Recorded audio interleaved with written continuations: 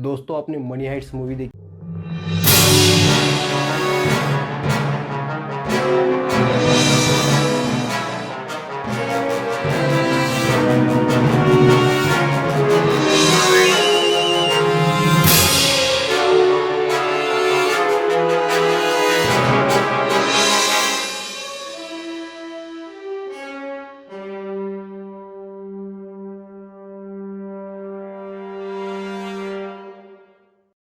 Has been robbed. A hunt is underway for thieves after priceless jewels were stolen from one of the world's most famous museums. Paris, जिसे दुनिया city of lights के नाम से जानती है, वहाँ की चोरी ने पूरी देश की सिक्योरिटी को प्रोटोकॉल बदलने पर मजबूर कर दिया। एजुकेशन, साइंस और आर्ट एक फेमस म्यूजियम वहाँ पे है और ये चोरी वही म्यूजियम से शुरू होती है और उस म्यूजियम का नाम लूर म्यूजियम है। और इसी म्यूजियम से एक सनसनी खबर वायरल होती है जो आने वाली कई पीढ़ियों तक याद रहने वाली है। तो आइए जानते हैं कि पेरिस का लूर म्यूजियम सबसे दुनिया में फेमस क्यों है। क्योंकि यहाँ पे वहाँ के जो राजा है, वहाँ की जो महारानी है, उन लोगों के कीमती चीज़ें वहाँ पे रखी गई है, जैसे कि उनका ताज, नेकलेस, हीरे जवाहरात सब उस म्यूजियम में रखा हुआ है।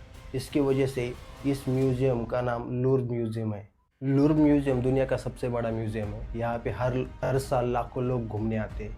यहाँ पे सबसे खूबसूरत पेंटिंग मोनालिसा की पेंटिंग भी वहीं पर है। वहाँ पे मिस्री के मम्मीज़ की स्टैचूज़ भी है, ग्रीक राजाओं के भी स्टैचूज़ है और पेरिस राजाओं के भी गहने वहीं पे रखे हुए हैं। और इस म्यूजियम के बाहर एक कांच का पिरामिड भी है जो देखने में बहुत खूबसूरत लगता है और लाखों लोग वहाँ जाके उस पिरामिड के साथ सेल्फी लेते हैं। और ये लूर म्यूजियम ही एक हिस्ट्री की मिसाल है। इसमें 12वीं की जो राजा थे फिलिप्स ने, इन्होंने इस किले को सिक्योरिटी के लिए इसकी दीवारें बड़ी कर दी गई थी। बाद में इसे राजमहल में तब्दील कर दिया गया। 1793 में पब्लिक के लिए इसे आर्ट गैलरी यानी कि म्यूजियम में बदल दिया गया। तो ये म्यूज़ियम इतना दुनिया में फेमस है, इसमें इतने महंगे आभूषण है तो सिक्योरिटी भी टाइट ही होगी। मेन एंट्रीज पर भी सैकड़ों कैमरे लगाए हुए हैं, मेन एंट्री हॉल में भी सैकड़ों कैमरेज है और जहाँ पे आभूषण है वहाँ पे भी सिक्योरिटी टाइट है और उसका मेन कंट्रोल मॉनिटरिंग रूम में। फिर भी इतनी टाइट सिक्योरिटी होने के बावजूद भी चोरी कैसे हो सकती है। और जहाँ पर ये आभूषण रखे गए हैं, जो गहने रखे गए, वहाँ पे चारों ओर से ग्लास और सेंसर है, ग्लास अलार्म, सेंसर और बहुत सारे ऐसे अलार्म्स वहाँ पे लगाए गए जो अगर उस गहनों के साथ, अगर उस ग्लास के साथ छेड़छाड़ होती है तो तुरंत अलार्म बजना शुरू हो जाता है। फिर उस गैलरी में स्टाफ, वर्कर्स और जो मेन जो कारागिर है और जो ऑडियंस जो आते हैं विजिट के लिए, जो लोग आते हैं उनके लिए अलग अलग एंट्री स्टोर है। वहाँ पे बॉडी स्कैन भी होता है, पूरा बैग चेक किया जाता है। फिर भी ये चोरी हुई कैसे, सबके दिमाग में यही अभी क्वेश्चन आ रहा है। और वहाँ पे पुलिस यूनिफॉर्म में भी होती है और विदाउट यूनिफॉर्म में भी होती है। जहाँ पे मेन एंट्रेंस पे भी सारी पुलिस खड़ी होती है और कुछ भी एक्शन या कुछ भी प्रॉब्लम होता है तो तुरंत एक्शन लेने के लिए वहाँ पे एक अलार्म भी है जो तुरंत वहाँ पे एक एक्शन लिया जा सके। वहाँ पे लोगों के लिए भी एक मेन जगह है जो वहाँ पे लोग आ जा सकते हैं। वहाँ पे भी फुल सिक्योरिटी। और फिर 19 अक्टूबर को किसी ने सोचा नहीं था वही हुआ। एक ठंडी सुबह में अचानक वहाँ पे अलार्म्स बजने लगते हैं और चोरी हो गई ये पता चलता। और कुछ ही मिनटों में वहाँ के शाही आभूषण, नेकलेस वगैरह, हीरे सब गायब हो जाते हैं। और इस चोरी ने ना ही कुछ सुराग छोड़े हैं, ना ही कुछ एविडेंस। इस चोरी ने पूरी जांच एजेंसी की नींदें उड़ा दी। इतना परफेक्ट क्राइम इन चोरों ने किया। और हर दिन की तरह 9:30 बजे ये म्यूजियम खुला होता है और वो जो चोर थे वो पूरी तैयारी के साथ आए थे, बास्केट और एक ट्रक के साथ आए थे और उनका मकसद डायरेक्ट उस मेन गैलरी के पास पहुंचना था। जो उन्होंने उस ट्रक के सहारे उस गैलरी के पास पहुंच गए जहां पे कीमती राजाओं के आभूषण रखे हुए थे। और उन चोरों ने कुछ ही समय में पावर टूल्स और ग्राइंडर का इस्तेमाल करके वो कांच तोड़कर उस मेन एंट्रेंस लॉबी में घुस गए। सीसीटीवी कैमरा में साफ दिख रहा है कि इन चोरों ने किस तरह चोरी की। अपना पेशेंट रख के शांति से इस चोरों ने इस नेकलेस और बड़े बड़े हार यानी कि हीरे जवाहरात को आराम से चुरा लिया। और ये चोर इतने संस्कारी थे कि इन्होंने किसी के टूरिस्ट गाइड के ऊपर हमला भी नहीं किया और सिक्योरिटी गार्ड के ऊपर भी हमला नहीं किया। इनको इस चोरी के लिए अवार्ड देना चाहिए। और इन चोरों ने किसी को रिएक्शन देने का समय ही नहीं लिया। वो डायरेक्ट उस लॉबी में घुस गए जहाँ पे मुकुट और रत्न थे। और ये गहने खाली गहने नहीं थे, वो एक टाइम पे पेरिस के राजा और रानियों ने ये शाही आभूषण पहने थे और इन चोरों ने उन्हीं गहनों को चुरा लिया, यानी कि उस देश का इतिहास को ही चुरा लिया। और इन चोरों ने जो चोरी की उसमें कुल मिलाकर 8 आभूषण थे, जिसमें मुकुट, नेकलेस और हीरे जड़ित हार थे, जो कभी सम्राटों ने, महारानियों ने और राजाओं ने पहने थे। वो अब चोरों के हाथ में है। इन चोरों में राजा फिलिप्स की जो पत्नी थी रानी लुइजियस क्या, उसका ब्रोच और हार चुरा लिया। और इसमें महारानी लुइस का पन्ना हार और मैचिंग इयररिंग्स भी चुरा लिए। उसके बाद उन्होंने महारानी हॉटिन्स का भी हार चुरा लिया, जो एक टाइम पे वो पहना करती थी। और इन्हीं गहनों को देखने के लिए सारे दुनिया भर से टूरिज्म यानी कि लोग आते थे, जिसके ऊपर शाही घराने के हीरे और टुकड़े उस गहने के ऊपर लगाए हुए थे। और इन चोरों ने उसी को ही चुरा लिया। और रिपोर्ट के माने वहाँ पे बाहर एक ट्रक खड़ा था, उसी ट्रक से वो उस खिड़की में तोड़कर अंदर चले गए थे और उसी टूटी हुई खिड़की से वो बाहर आए। और वहाँ 2 बाइक खड़ी हुई थी और उसी बाइक पर बैठकर वो उस पब्लिक रोड के ऊपर वो निकल गए। और ये चोरी ठीक हमारे इंडियन की जो बॉलीवुड की फिल्म में धूम की तरह ही इन लोगों ने चोरी कर लिया था। और हर चोर कोई ना कोई सुराग जरूर छोड़ता है। पुलिस के जांच के दौरान म्यूजियम के बाहर की दीवार के पास एक टूटा हुआ मुकुट पड़ा था।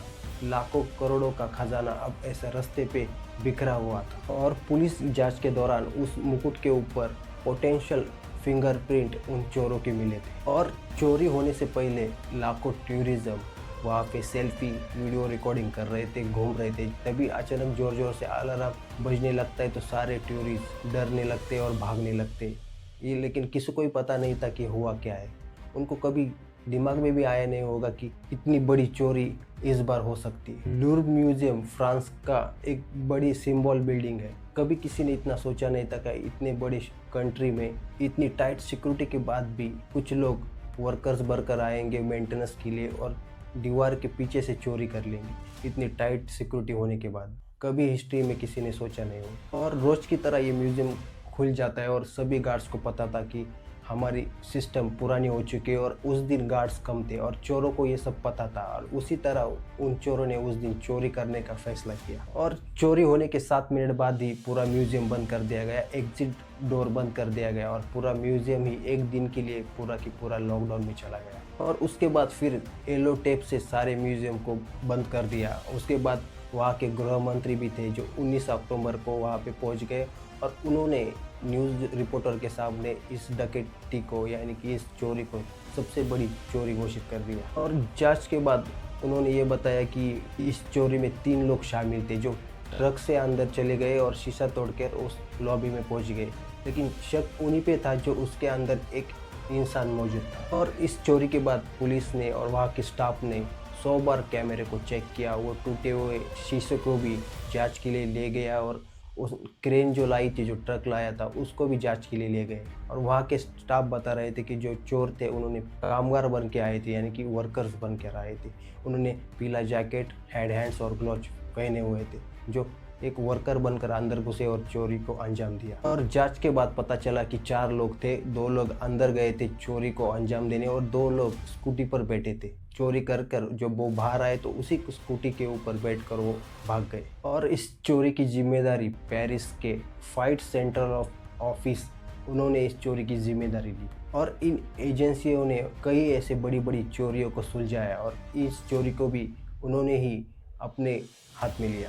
और पुलिस ये भी कह रही है कि ये गहने देश के बाहर नहीं चले गए हो। और उसके बाद उन्हें ऐसे कई सैंपल मिले, जैसे कि हेलमेट, ब्लू जैकेट, दस्ताने और डीएनए सैंपल भी इन चोरों के मिले हैं। और रिपोर्ट के माने अभी भी एक भी सुराग हाथ नहीं लगा या फिर एक भी चोर पकड़ा नहीं गया। और रिपोर्ट के माने इस गहनों की वैल्यू अभी तक बताई नहीं गई, बस उसे अनमोल बताया गया है, क्योंकि किसी भी देश का इतिहास पैसों में नहीं गिना जाता। और इन गहनों की वैल्यू 88 यूरो यानी कि $102 मिलियन है। और इन गहनों को चोर किसी भी दुकान में या किसी भी शॉप पर नहीं बेच सकते, कि वहाँ पे ऐसी सिक्योरिटी टाइट कर दी गई है कि ये ऐसे गहने कहीं भी दिखाई दे तो पुलिस को इन्फॉर्म करे। और उसके बाद पेरिस की पूरी सिक्योरिटी टाइट कर दी गई। और फ्रांस में इन आर्टिफिशियल आर्ट्स की और ज्वेलरी की सदियों से सिक्योरिटी करते आए और कभी सोचा नहीं था एक बार इसकी फ्रांस में इससे पहले भी एक आर्टिफिशियल आर्ट्स की चोरी हो चुकी थी। और आमतौर पर सारी चोरियां रात के अंधेरे में होती है, लेकिन इन चोरों ने दिन में ही इस चोरी को अंजाम दिया और रिपोर्ट के माने ये अब तक की दुनिया की सबसे बड़ी चोरी में गिना जा चुका है। और पेरिस के लोगों को ये भी डर है कि चोर सारे गहनों को तोड़कर रत्नों को अलग अलग कर ना बेच दिए, उसके बाद तो ये उस देश का इतिहास ही मिट जाएगा।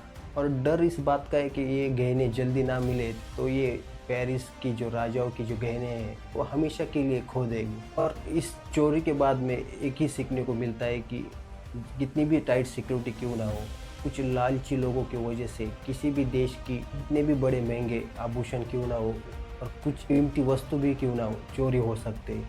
क्योंकि लालच, ये जो कीड़ा है लालच, वो पूरे देश को भी खराब कर देता है। और उसी तरह इस म्यूजियम को भी किसी ने कुछ चंद पैसे के लिए उन चोरों की मदद की होगी और उसी तरह ये इतनी बड़ी चोरी को अंजाम दिया गया। तो इसी बात से यही पता चलता है कि कभी भी टाइट सिक्योरिटी होना बहुत ज़रूरी है। और उन म्यूज़ियम के जो स्टाफ था, जो सिक्योरिटी था, उन्होंने कभी सोचा नहीं था कि ऐसा होगा। और उसके बाद आज सभी को सबक मिल चुका है कि हर वक्त हर सिक्योरिटी अपग्रेड होना ज़रूरी है। ये वीडियो देखने के बाद आपको क्या लगता है तो कमेंट में ज़रूर बताना। मिलते हैं अगले वीडियो में, तब तक बहुत बहुत धन्यवाद।